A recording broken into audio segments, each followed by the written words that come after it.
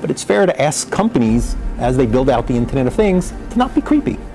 The Internet of Things is referring to this, all these gadgets. Everything being connected. Yeah. Most people don't have any understanding of the scope of this stuff.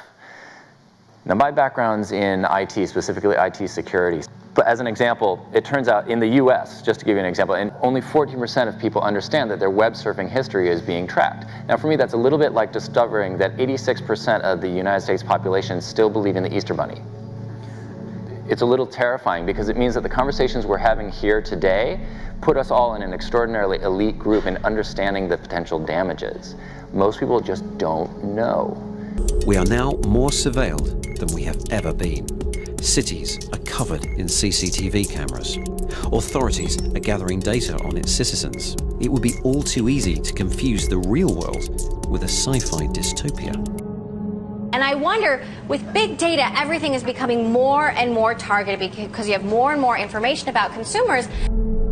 I think that's exactly right. I think that what we're seeing today is that we can use predictive analytics to know a lot about the people that we're targeting. In the movie Minority Report, the pre-crimes unit race to arrest would-be offenders before they have a chance to commit their crimes. Now, they use psychics, but it turns out something similar is being attempted using big data. The Vancouver Police Department is the first police agency in Canada to implement predictive policing technology. And that information can turn a city into a digital world, allowing officers to essentially predict crime.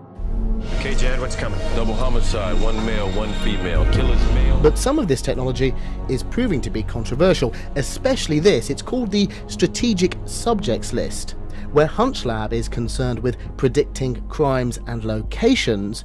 This list is concerned with predicting crimes and individual people. Well, interestingly, earlier this week I spoke to DJ Patil. Now, until recently, he was President Obama's chief data scientist. I asked him about this. This is what he said. I have many deep concerns about the process of these things. The fundamental one is the transparency of the algorithm. And so what was interesting is that, of course, when we are looking more specifically at automation and algorithms and the questions around it, of course there are many difficulties in identifying how, in many different cases, where automation and algorithms are actually used and take place. And one of the most frustrating things I found during the course of preparing this study that will hopefully come out sometime this year and for which I'm the rapporteur, the fact of automation is very frequently, in my experience, lied about or is not acknowledged, the amount of automation and the amount of automated decision making that takes place within society. And so one of the things that we found is that we're surrounded by quasi-automated decision making, situations like the one that I'm mentioning, where the decisions are basically made by computers, but by current legal standards wouldn't be considered as such, because somewhere at some small process there is a human being in the loop. So we can pretend to ourselves that everything's okay, we're not surrounded by automation, and the world is a wonderful place. Now, of course, that's not true. When you start looking at these things in greater detail, you realize there's no reason to justify that.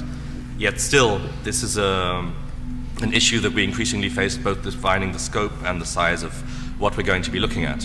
Because I think you need to start acknowledging that automation and automated decision-making procedures are far more prevalent in society than we previously, as scholars, as policymakers, as people within society, been willing to acknowledge.